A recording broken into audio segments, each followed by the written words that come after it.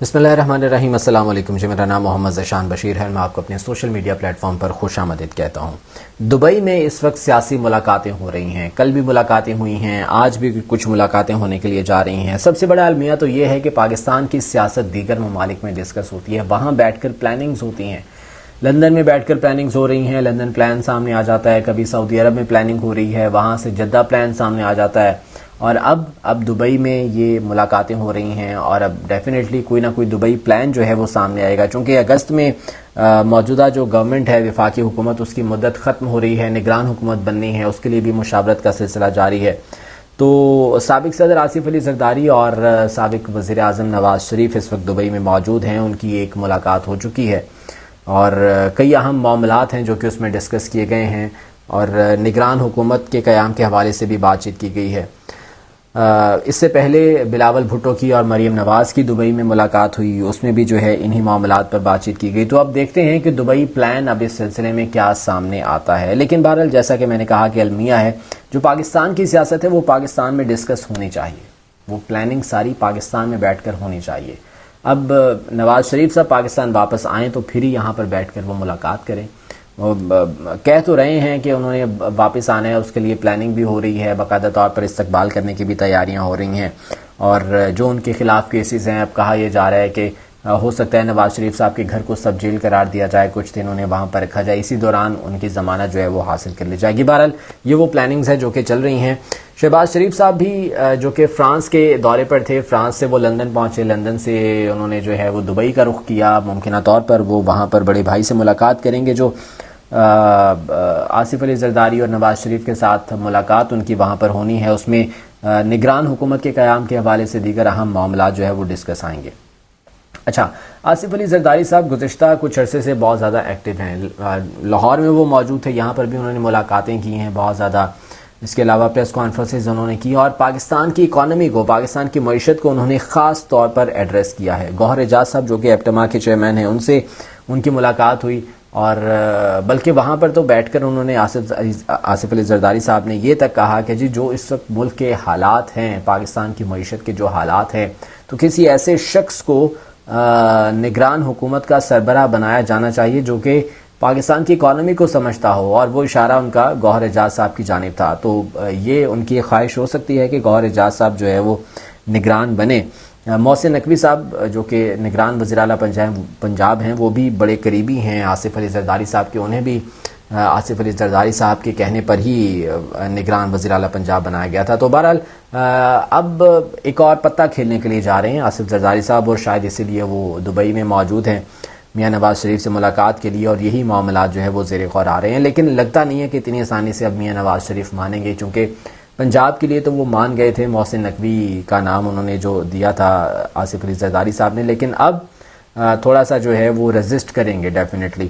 دوسری جانب شہباز شریف صاحب کی بات کریں تو وہ بھی اس حوالے سے پلاننگ کر رہے ہیں، اب انہوں نے بھی کچھ نہ کچھ سوچ رکھا ہوگا، وہ چیزیں اب جا کے رکھی جائیں گی میاں نواز شریف صاحب کے سامنے، کیونکہ ڈیفینیٹلی پارٹی کے الٹیمیٹ ہیڈ تو وہی ہیں، فیصلہ تو انہوں نے ہی کرنا ہے، انہی کے فیصلے ہوں گے۔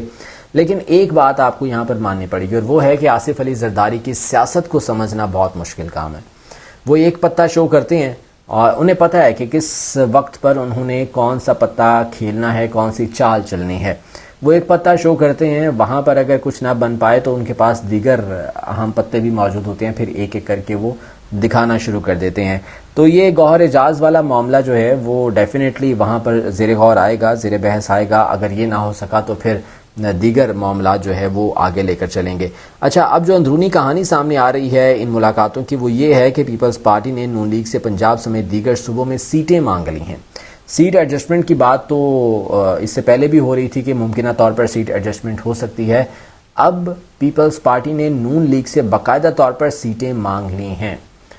بلاول بھٹو کو وزیر اعظم بنانے کی تیاری ہے، اس الیکشن میں نہیں تو غالباً 2008، یہ تو آصف علی زرداری صاحب کے اپنے الفاظ ہیں نا کہ میں نے 2028 میں بلاول کو وزیر اعظم بنوانا ہے، اور وزیر اعظم بنوانے کے لیے پنجاب سے سیٹیں نکالنا بے حد ضروری ہے۔ تو اب نون لیگ کے ساتھ اس سلسلے میں جو ہے وہ معاملات طے پا رہے ہیں۔ اچھا جی، گیلانی خاندان، راجہ پرویز اشرف، قمر زمان کائرہ، ندیم افضل چند سمیت کچھ دیگر حلقوں میں نون لیگ امیدوار کھڑے نہیں کرے گی۔ نام سنیے گا ایک بار پھر سے، گیلانی خاندان ملتان میں، جو کہ وہاں بہت مشہور جو ہے وہ سیاسی خانوادہ ہے. اس کے علاوہ راجہ پرویز اشرف جو کہ چکوال والی سائٹ پہ ہیں، قمر زمان کارا گجرانوالا اور دیگر وسطی پنجاب، ندیم افضل چند بھی اسی علاقے سے جو ہے وہ تعلق رکھتے ہیں، سمیت کچھ دیگر حلقوں میں نون لیگ امیدوار کھڑے نہیں کرے گی. یعنی کہ ان کے مقابلے پہ امیدوار کھڑے نہیں ہوں گے تو ڈیفینیٹلی یہ سیٹیں پاکستان پیپلز پارٹی کی ہوں گی، کیونکہ پاکستان تحریک انصاف کے تو اب خاص امیدوار کوئی نہیں ہوں گے. اگر ہوں گے بھی تو شاید انہیں جو ہے وہ ووٹ اس طرح سے نہیں مل پائیں گے، یا ووٹ کیا کہا جائے کہ وہ ڈلوانے نہیں دیے جائیں گے. تو بہرحال پاکستان پیپلز پارٹی جو ہے وہ یہاں پر اب سیٹ ایڈجسٹمنٹ کرنے کے لیے جا رہی ہے. شہباز شریف بھی لندن سے دبئی پہنچ رہے ہیں، آئندہ ہونے والی ملاقاتوں میں موجود ہوں گے. دبئی میں ہونے والی ملاقات میں نگران وزیر اعظم کا نام بھی فائنل کیا جائے گا. یہ میں آلریڈی آپ کو بتا چکا ہوں کہ نگران وزیر اعظم کے حوالے سے بھی ڈسکشن ہونے کے لیے جا رہی ہے. اچھا جی، اب کچھ دیگر اہم رہنما ہیں وہ بھی جا رہے ہیں دبئی اس ملاقات میں شرکت کے لیے، جس میں پیپلز پارٹی کے رہنما بھی شامل ہیں، نون لیگ کے رہنما بھی شامل ہیں.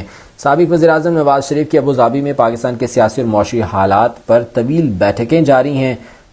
چیف آرگنائزر مریم نواز سے سابق صدر آصف علی زرداری، وزیر خارجہ بلاول بھٹو زرداری نے بھی ملاقات کی ہے. جو پاکستان کی اکانومی ہے اس حوالے سے تو ڈیفینیٹلی ہر کوئی اس وقت جو ہے وہ کنسرنڈ ہے. اسحاق ڈار صاحب نے بجٹ پیش کیا ان حالات میں کہ جب آئی ایم ایف سے ابھی تک ہمیں پیسے نہیں مل رہے ہیں، بہت سی شرائط ابھی بھی آئی ایم ایف بنوا رہا ہے، جو دیگر ہمارے دوست ممالک ہیں وہ بھی ابھی تک پیسے دینے کے لیے تیار نہیں ہیں، کیونکہ لیک آف ٹرسٹ ہے، اعتماد کا فقدان ہے. تو اعتماد اب دیکھنا ہے کہ کب تک آتا ہے. تو ایسے میں ایسی گورنمنٹ لانے کی کوشش کی جا رہی ہے جو کہ پاکستان کی اکانومی کو اس حال میں کچھ عرصہ لے کر چل سکے. کچھ عرصے سے مراد وہ 3 ماہ بھی ہو سکتے ہیں، وہ 6 ماہ بھی ہو سکتے ہیں، وہ شاید اس سے بھی پرولانگ ہو سکتا ہے. بقول زرداری صاحب کے کہ جی اب الیکشنز تو تب ہوں گے جب میں چاہوں گا. تو پھر زرداری صاحب اس وقت الیکشن کروائیں گے، الیکشن کے موڈ میں ہوں گے جب ان کے اپنے لیے حالات فیزیبل ہوں گے، انہیں نظر آئے گا کہ جی اب الیکشنز کروائے جا سکتے ہیں. تو یہ معاملات ہیں کہ جی دبئی میں اس وقت ملاقاتوں کا سلسلہ جاری ہے. تو دیکھتے ہیں کہ یہ ملاقاتیں اب کس کروٹ بیٹھتی ہیں اور آنے والے دنوں میں پاکستان کی سیاست کو لے کر اب کیا اہم فیصلے کیے جاتے ہیں، چونکہ تمام بڑے تو اس وقت وہاں پر موجود ہیں. اور اب دبئی پلان کیا سامنے آتا ہے یہ تو اب آنے والے الیکشنز میں جو ہے وہ پتہ چلے گا. ایک اور اہم ڈیولپمنٹ وہ یہ ہوئی ہے کہ قائم مقام صدر صادق سنجرانی نے الیکشن ترمیمی بل پر دستخط کر دیے ہیں، اور اس کا فائدہ یہ ہوا ہے کہ میاں نواز شریف کے سر سے تاحیات نااہلی کی تلوار ہٹ گئی ہے. بہت ایک امپورٹنٹ ڈیولپمنٹ ہے نواز شریف صاحب کے لیے، اور نہ صرف نواز شریف صاحب بلکہ جہانگیر ترین صاحب وہ بھی تاحیات نااہل تھے، تو ان کے سر سے بھی تاحیات نااہلی کی تلوار ہٹ گئی ہے. اب نااہلی کی مدت صرف 5 سال ہوگی، یعنی کہ پرانے بھی تمام تر کیسز، آنے والے بھی تمام تر کیسز، اگر کسی کی نااہلی ہوتی ہے 62(1)(f) کے تحت تو وہ 5 سال کے لیے ہوگی. اس پر صادق سنجرانی صاحب نے دستخط کر دیے ہیں، جو کہ قائم مقام صدر ہیں. چونکہ عارف علوی صاحب حج کی ادائیگی کے لیے حجاز مقدس گئے ہوئے ہیں، تو صادق سنجرانی صاحب کے پاس یہ ذمہ داریاں تھیں تو انہوں نے دستخط کر دی. اس کے بعد جو الیکشن اناؤنس کرنے کا اختیار ہے وہ بھی تمام تر الیکشن کمیشن کو مل گیا. پہلے صدر کے پاس بھی اختیار ہوتا تھا، لیکن اب وہ بھی اختیار تمام تر الیکشن کمیشن کو مل گیا ہے. تو یہ بہت زیادہ امپورٹنٹ ہے کہ اب جہانگیر ترین بھی واپس سیاست میں آ سکتے ہیں.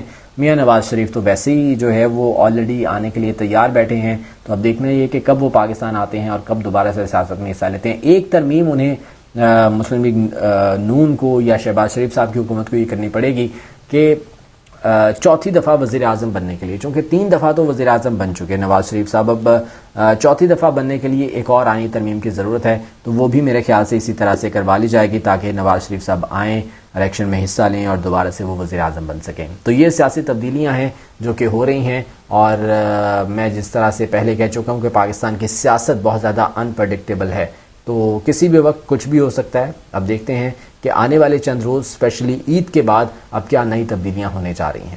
اجازت دیجیے، اللہ نے کے بعد.